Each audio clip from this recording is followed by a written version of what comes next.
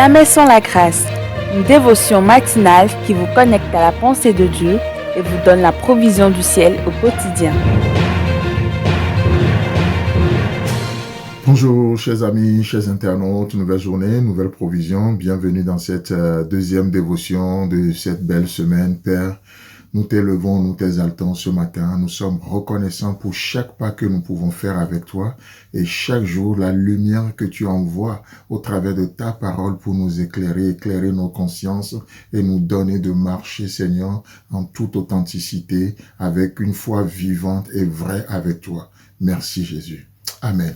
Alors, chers amis, chers internautes, nous continuons notre aventure dans 2 Rois chapitre 7, le verset 9. N'oublions pas, nous sommes en train de parler de combien il est important de discerner le temps qu'il fait. Et vous savez, c'est vrai, nous parlons de ce récit, mais cette semaine, vous savez, Dieu fixe encore des temps et des saisons. Depuis la lune des temps, c'est comme ça. Et d'ailleurs, c'est ce que les théologiens appellent les dispensations. Dieu fixe les dispensations. Qu'est-ce que c'est? C'est des portions de temps que Dieu a fixées. Il a délimité, il a donné des responsabilités à l'homme, des responsabilités différentes dans chaque dispensation, mais lui, il reste le même parce qu'il est Dieu. Vous voyez, Dieu ne change pas. La Bible déclare qu'en lui, il n'y a ni ombre ni de variation. Mais vous savez, nous sommes appelés à discerner le temps parce que dans le temps, la responsabilité que Dieu nous confie peut changer. Vous voyez, et quand nous ne discernons pas le temps, nous ne ferons pas la bonne chose au bon moment.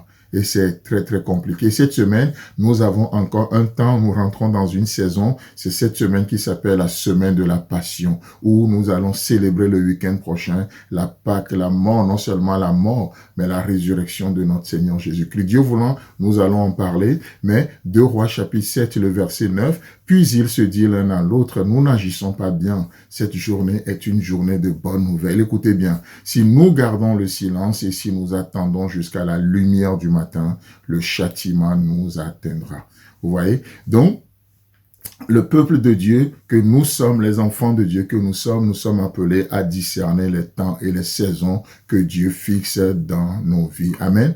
Dans Agé chapitre 1, le verset 2, le peuple revient de la déportation et au lieu de s'occuper de l'œuvre de Dieu, chacun va s'occuper de lui-même. Pire encore, des gens vont se servir de Dieu pour faire ce qu'ils ont envie de faire. Ils vont se servir de Dieu pour s'enrichir, pour construire, avoir leur fortune, avoir leur royaume. Et là, dans ce verset 2 de Agé 1, il est dit « Ainsi parle l'Éternel des armées. Ce peuple dit, le temps n'est pas venu. Le temps de rebâtir la maison de l'Éternel. » Vous voyez, les gens pensent que non, le temps qu'il fait, on ne peut pas faire l'œuvre de Dieu. Ce n'est pas le moment de consulter l'Éternel. Ce n'est pas le moment de faire la volonté de Dieu. Ça, c'est un temps révolu. Nous sommes dans une autre saison. Et là, maintenant, c'est la volonté de l'homme. C'est ce que nous voulons que nous allons faire. Mais dans le verset 4, toujours de Agé 1, la Bible déclare, « Est-ce le temps pour vous d'habiter vos maisons, vos demeures lambrissées, quand cette maison est détruite? Est-ce le temps de vous occuper de vous lorsque vous ne cherchez pas la volonté de Dieu? Est-ce le temps pour vous de bâtir vos maisons lorsque la maison de l'Éternel est détruite? Est-ce le temps pour vous de faire de votre volonté le centre, l'idéal? Est-ce le temps de vivre par rapport à la connaissance du bien et du mal? Est-ce le temps? Vous voyez, Dieu fixe les temps et les saisons dans nos vies. Nous sommes appelés à discerner le temps qu'il fait encore. Est-ce le temps? Quel temps fait-il? Vous savez, les premières choses à la première place, telle est la pensée divine. L'ordre de Dieu, c'est de mettre les premières choses à la première place.